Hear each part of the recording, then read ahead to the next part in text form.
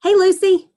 Hey, Cindy. How are you? I'm good. How are you? I'm good. Thank you for doing this interview. And I was going to tell you about our TCF Sibling Day frame on Facebook. But before I talk to you, I seen you already found it, and it looks awesome. Oh, yeah. I found a really nice picture of me and my brother making kissy faces like That we was do.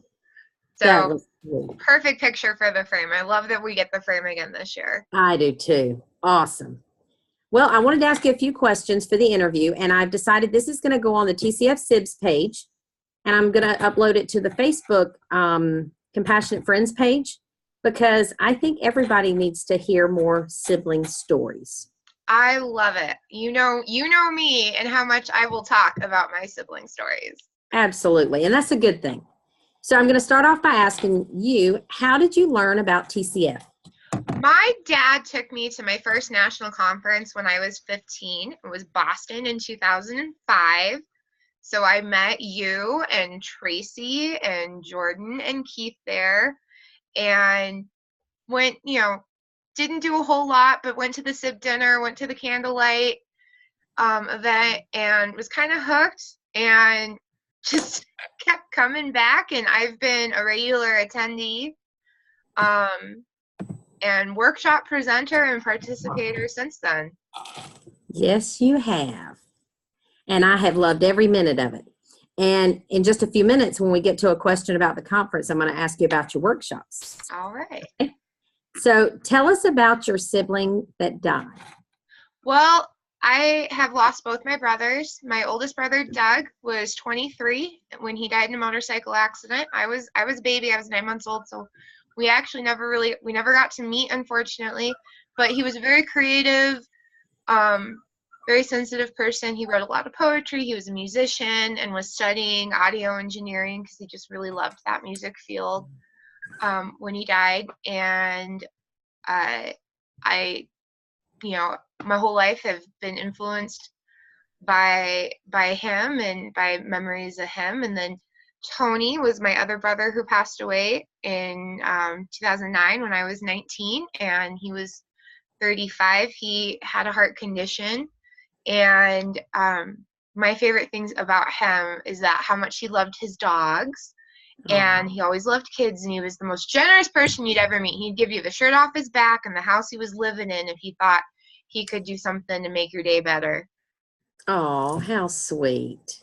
And And I Tony, yeah, and my brother Tony is the one that is in that my profile picture right now. absolutely, that is sweet. Very sweet. And while you're telling stories about him, what's a funny story about Tony? He used to like to fart on us. So he would I remember, well, at least I feel like he picked on me the most. He would push me down and then hold me down with one arm and like lift his butt up and fart and wave it um in my direction with the other.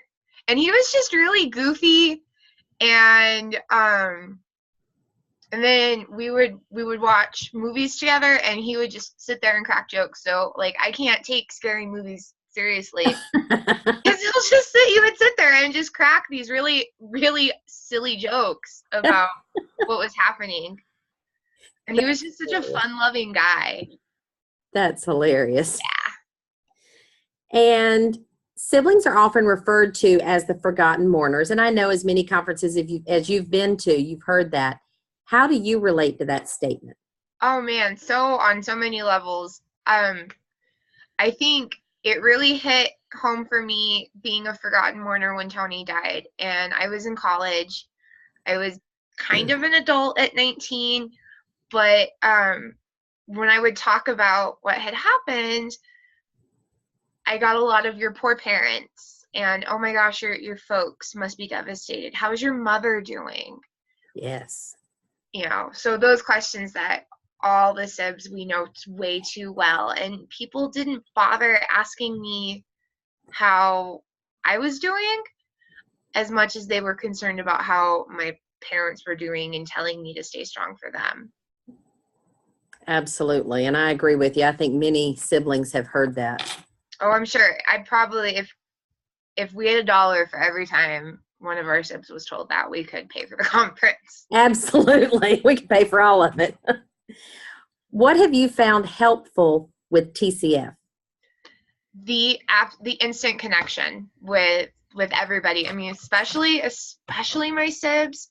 I have made friends with people I don't think I would have never met without these circumstances. I don't think these are people I would have connected with otherwise. And there's this instant bond regardless of your background, your political affiliation, your religion, your views on life. There's an instant bond with us that, okay, you lost your sibling, I lost my sibling.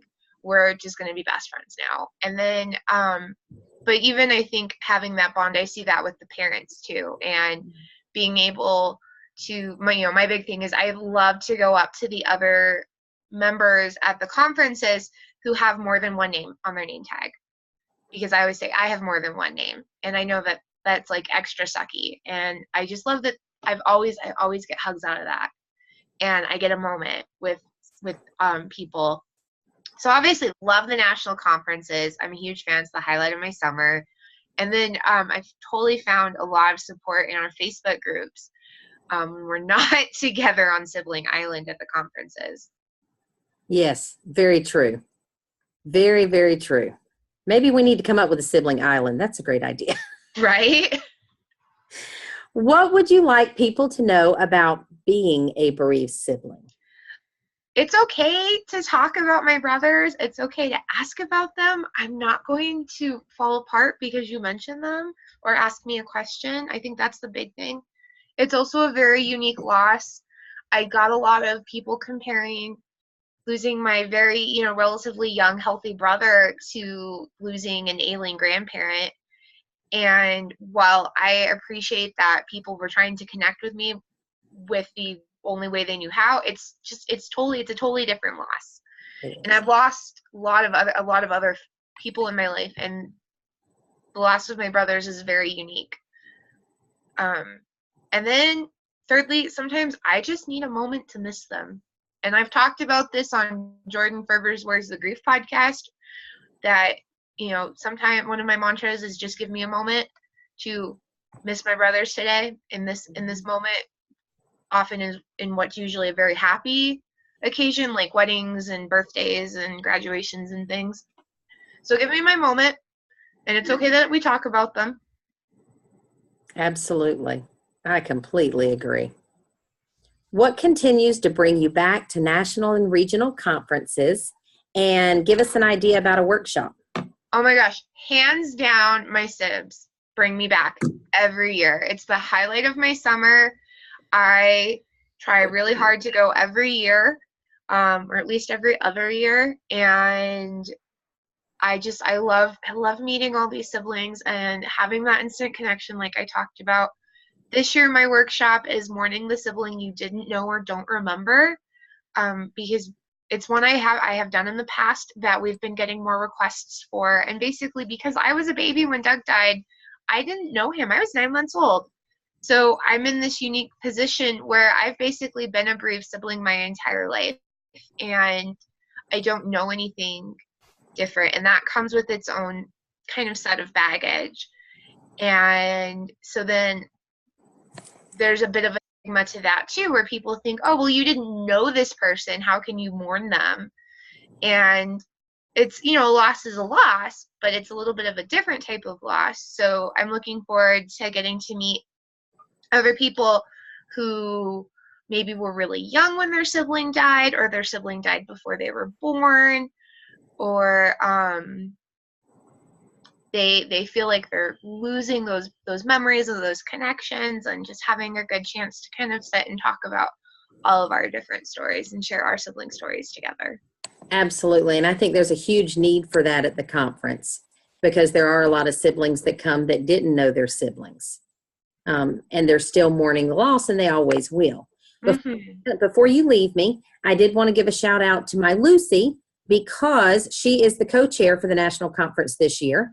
And her and I will be working together more and more as the date steadily approaches to make sure that the siblings have a stellar conference this year. Yep. I'm really excited to be a part and be a bigger part of this event that I love so much. And I'm bringing my best friend with me and my husband this year to be a part of Sibling Island with us. Yay. Love it. And I love the fact you're calling it Sibling Island. We're going to do something with that. Oh, yeah, you know it. Take care, Lucy. I love you. I love you, Cindy. See you in July. All right, I'll see you in July. Stay on just a second.